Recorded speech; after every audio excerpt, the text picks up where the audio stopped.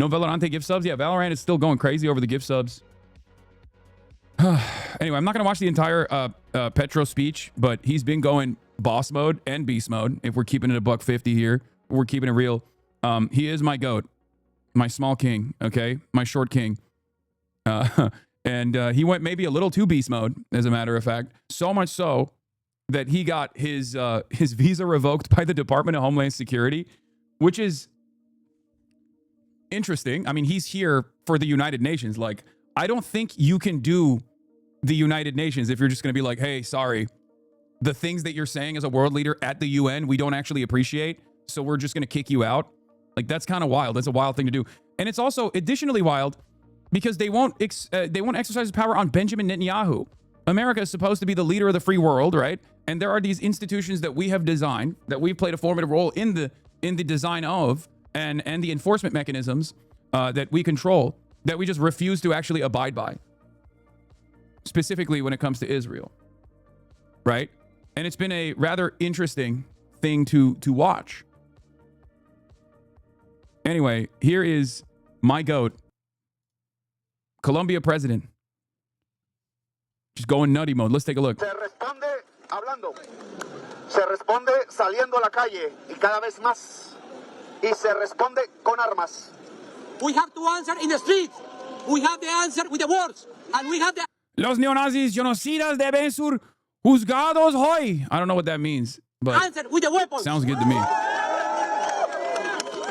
Y por tanto hay que configurar un ejército más poderoso que el de los Estados Unidos y Israel juntos. That's why we need to create an army bigger than the army of Israel plus the army of USA.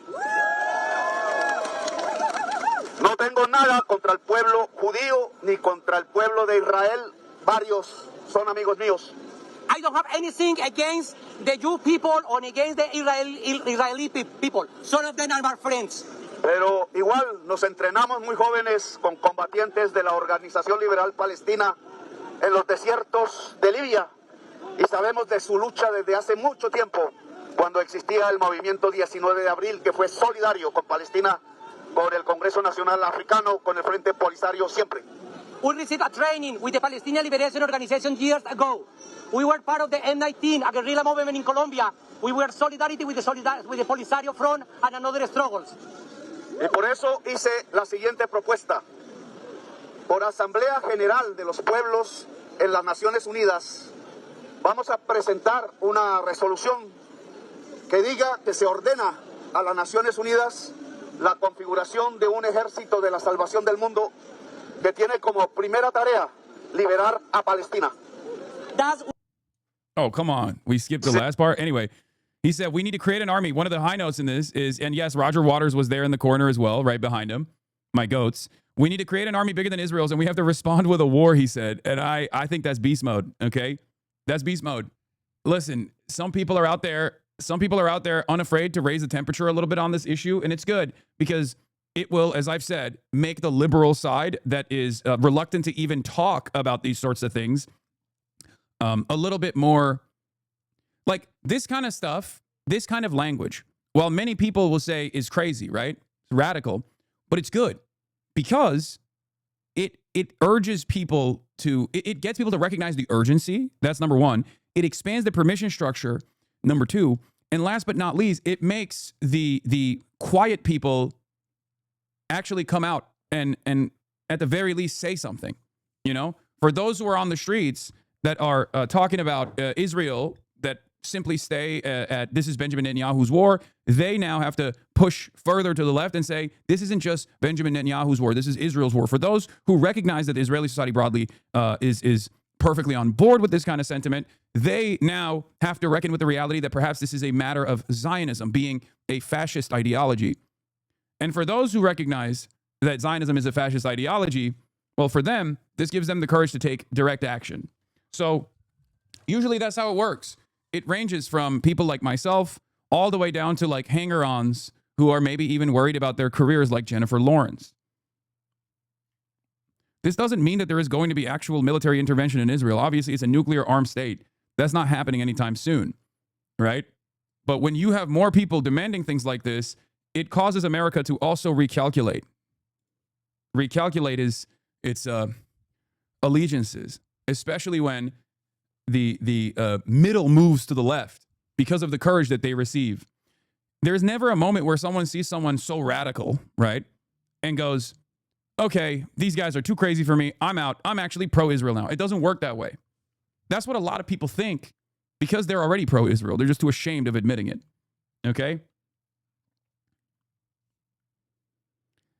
Anyway, this was funny, though. Earlier today, Colombian President Petro Gustavo stood on a New York City street and urged U.S. soldiers to disobey orders and incite violence. We will revoke Petro's visa due to his reckless and incendiary actions. Whoa, buddy, Seamus says. You're not allowed to go to other countries and incite their people to action. Only American diplomats can do that.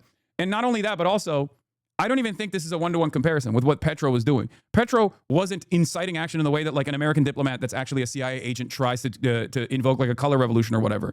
He just straight up was acting as the head of state, recognizing right from wrong, and also telling American soldiers that they don't have a duty to obey orders if those orders are unlawful. That is the truth. That is a part of the American rule book, by the way. For those of you who do not know, and I'm sure there's plenty of military members in here, active duty and former veterans as well, you literally don't have to follow rules that are illegal, okay? They will court-martial you. You will lose your job. You might even be thrown in prison for an extended period of time. But once the legal process goes through, you will be found totally innocent. Like if your commanding officer issues an unlawful order, you have no obligation to follow through on it. Like, for example, if tomorrow, former veterans, yeah, you know what I mean, former active duty veterans, okay, shut up. If tomorrow, let's say Pete Kegstand calls all the generals over and he gives them this like incredible speech and he tells them, you don't have to do this thing, you go to jail. Wait, what? No. I'm saying in the worst instance, like you get court-martialed, you might even be jailed for a brief period of time, but it's still better than participating in a genocide, for example. And many people have done that. Also, anyway, Pete Kegstand brings all the generals over, let's say, and he's like, we're going to do the Crusades. Look at my tattoo. Isn't it cool? We're warrior culture, you know? And then he's like, we're going to war for Israel. If your commanding officers also lead you to do that, and you say, no, I'm not doing that. I'm not following this order, especially by the numbers. If you did like an officer's mutiny or something, like, yes, initially you will be, in the interim, you might get criminal punishments within the military courts, but it's far better for you to disobey in advance than to participate in a fucking genocide. It's morally right, and history will absolve you. History will vindicate you. 100%.